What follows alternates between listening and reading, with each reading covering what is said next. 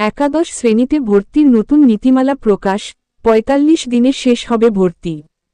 বাংলাদেশের সব সরকারি ও বেসরকারি কলেজে একাদশ শ্রেণীতে ২০২৫-২৬ শিক্ষাবর্ষে ভর্তির জন্য নতুন নীতিমালা প্রকাশ করেছে শিক্ষা মন্ত্রণালয়ের মাধ্যমিক ও উচ্চ শিক্ষা বিভাগ।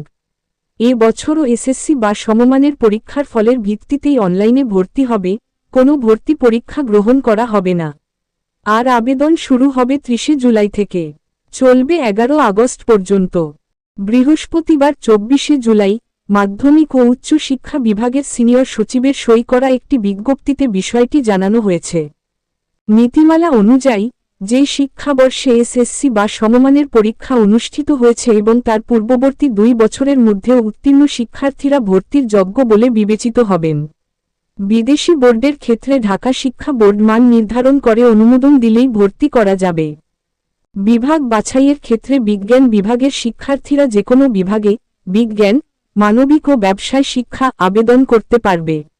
তবে ব্যবসায় শিক্ষা ও মানবিক বিভাগের শিক্ষার্থীরা বিজ্ঞান বিভাগে ভর্তির সুযোগ পাবে না।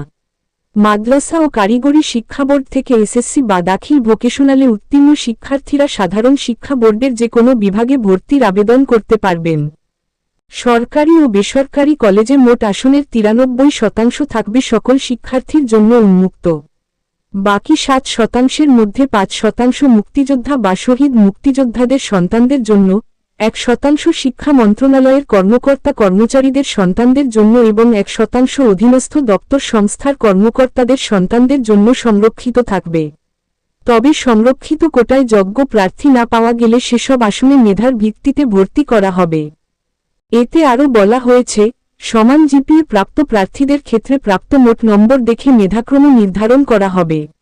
যদি নম্বরও সমান হয়, তাহলে বিজ্ঞান বিভাগের ক্ষেত্রে গণিত, জীববিজ্ঞান ও ইংরেজি এবং মানবিক ও ব্যবসায় শিক্ষার ক্ষেত্রে ইংরেজি, গণিত ও বাংলা বিষয়ের নম্বর পর্যায়ক্রমে বিবেচনায় নেওয়া হবে। একই কলেজে এসএসসি পাশ করা শিক্ষার্থীরা তাদের নিজস্ব কলেজে নির্ধারিত বিভাগে অগ্রাধিকার ভিত্তিতে ভর্তি হতে পারবেন। সেক্ষেত্রে সংশ্লিষ্ট বিভাগের আসন পূরণ করার পর অবশিষ্ট আসনে বাইরের শিক্ষার্থীদের ভর্তি করা যাবে। ভর্তি প্রক্রিয়া পুরোপুরি অনলাইনে সম্পন্ন করতে হবে এবং কলেজগুলোর নিজস্ব ওয়েবসাইট ও নোটিশ বোর্ডে ভর্তি সংক্রান্ত যাবতীয় তথ্য প্রকাশ করতে হবে।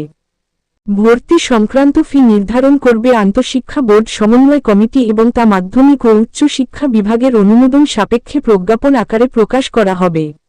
অনুমোদিত ফি এর অতিরিক্ত অর্থ গ্রহণ করা যাবে না এবং রসিদ ছাড়া কোনো ফি গ্রহণ করা নিষিদ্ধ। তবে ভর্তি শেষে কলেজ পরিবর্তনের সুযোগ থাকলেও অন্য বিভাগ থেকে বিজ্ঞান বিভাগে ফিরে আসার সুযোগ থাকবে না। একইভাবে বিজ্ঞান বিভাগে ভর্তি হওয়ার পর অন্য বিভাগে যাওয়া গেলে পরে বিজ্ঞান বিভাগে ফিরে যাওয়া যাবে না।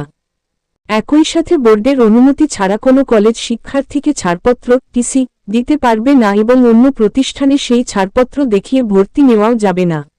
বোর্ডের অনুমতি সাপেক্ষে ছাড়পত্র দেওয়া ও গ্রহণ সংক্রান্ত তথ্য ১৫ দিনের মধ্যে বোর্ডে জমা দিতে হবে।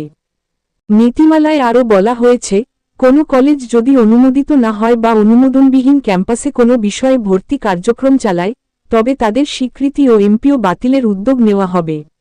সরকারি কলেজের ক্ষেত্রেও নীতিমালা লঙ্ঘনের প্রমাণ মিললে বিধি অনুযায়ী ব্যবস্থা নেওয়া হবে। নতুন নীতিমালাটি দেশের সকল কলেজে ২০২৫-২৬ শিক্ষাবর্ষে একাদশ শ্রেণীতে ভর্তি কার্যক্রমে প্রযোজ্য হবে। এসএসসি ও সমমানের পরীক্ষার ফল প্রকাশের পরবর্তী ৪৫ কর্মদিবসের মধ্যে অনলাইনে আবেদন, মেধা তালিকা প্রকাশ, ভর্তি ও ক্লাস শুরু পর্যন্ত সমস্ত কার্যক্রম শেষ করতে হবে বলেও নির্দেশনা দেওয়া হয়েছে।